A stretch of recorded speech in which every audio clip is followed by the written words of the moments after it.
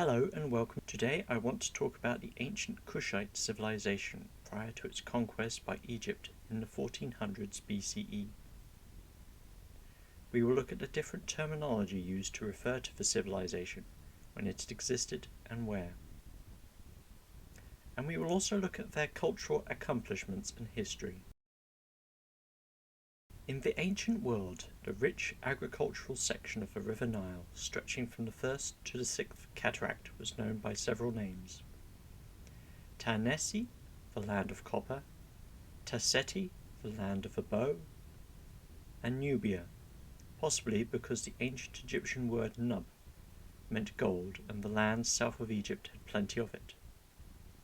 However, the inhabitants of the region called the land Kush and themselves Kushites. At this point, it is worth explaining what a cataract on a river is and its strategic importance in terms of trade. A cataract is a section of river where the water is not safe to travel by boat due to an issue with the terrain, such as a waterfall, whitewater rapid, or area of shallow water that a boat can become beached on.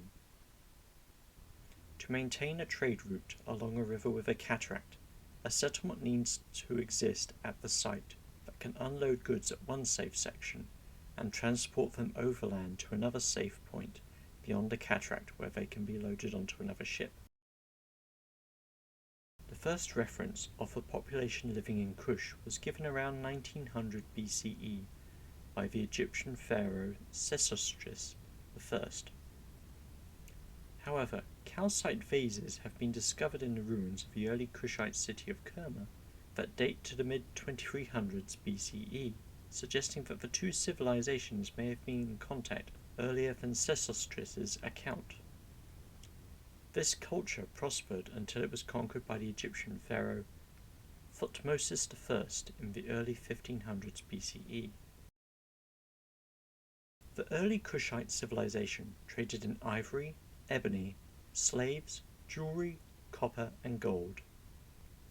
With Egypt to the north along the Nile, the kingdom of Punt to the east, and other African trading communities to the south and west, Kush sat in the midst of a number of profitable trade routes. In the centuries prior to their conquest, the graves of their elite were often found containing scarabs and seals inlaid with Egyptian motifs, along with samples of pottery originating from the Hekau-Kasut or Hyksos. Evidence of Egyptian styles and craftsmanship in the tombs of their wealthy further display the wealth of their civilization. Early Kushite culture was influenced by Egypt to the north and African cultures to the south. In the city of Kerma, Kushite rulers were often interred in large multi-chambered tumuli resting on beds and surrounded by sacrificed courtiers. They were also competent potters, known for their blue, glazed pottery and tulip-shaped red-brown ceramics. A Harvard University expedition headed by George Reisner carried out extensive excavations at Kerma from 1913 to 1915. At the time, he believed it to be an Egyptian outpost and dismissed the idea that the city could have been built by the native population. In the 70s and 80s, the Swiss archaeologist Charles Bonnet and his team continued excavations at Kerma and learnt enough to challenge this earlier preconception. They discovered that Kerma dated to as early as 3000 BCE and had once been the capital of an indigenous kingdom that stretched from the first cataract of the Nile to its fourth. The team also uncovered the sanctuary of Tefufa and ruins of Duki Gel, a nearby fortified metropolis that dates back to the 2nd millennium BCE. Through these discoveries, they were able to chart a history of urban development in Kerma that lasted several thousand years. Still, it took 2 decades for Egyptologists to accept these arguments. In the time since, Charles Bonnet and his team have repeatedly returned to Kerma to continue excavating and studying its ancient history. We often use Egyptian sources to shed light on early Kush because the Kushites did not possess a written language system at that time, and as a result did not leave their own informative text behind. To complicate matters, it can be hard to determine the exact date at which something happened in Egyptian history. This is because sometimes the names of pharaohs are given in their native Egyptian and sometimes in their Greek equivalent. For example, Senusret is the Egyptian name of an Egyptian pharaoh, but the same pharaoh is also referred to as Sesostris in Greek sources. To make matters worse, Egyptian pharaohs often served as co-regents with their predecessors and successors for several years, meaning that pharaohs often overlapped. In the mid-1900s BCE, Kerma had developed into the largest city in Kush and had potentially extended its political influence over other local cities, such as Dugdenbush and Say. During this time, the Kushites also settled further northwards along the Nile, establishing settlements such as Faras and Dakar.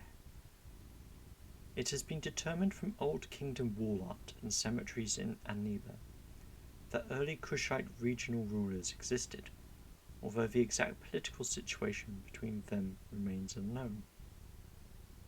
It has been proposed by some historians that the early Kushite rulers were initially loyal to the pharaohs of Egypt. During the reign of Pharaoh Senusret III, Egypt sent multiple expeditions south into northern Kush. The Egyptians conquered land as far south as Say Island before withdrawing and establishing a number of fortifications along the border between the two countries at Semna and the Second Cataract. Senusret III forbade the Kushites from travelling north of Semna except to trade at Isin. Trade documents found at the remains of these fortifications indicate that the relationship between these two countries was mutually beneficial after the war, with the fortifications also serving as trade centres.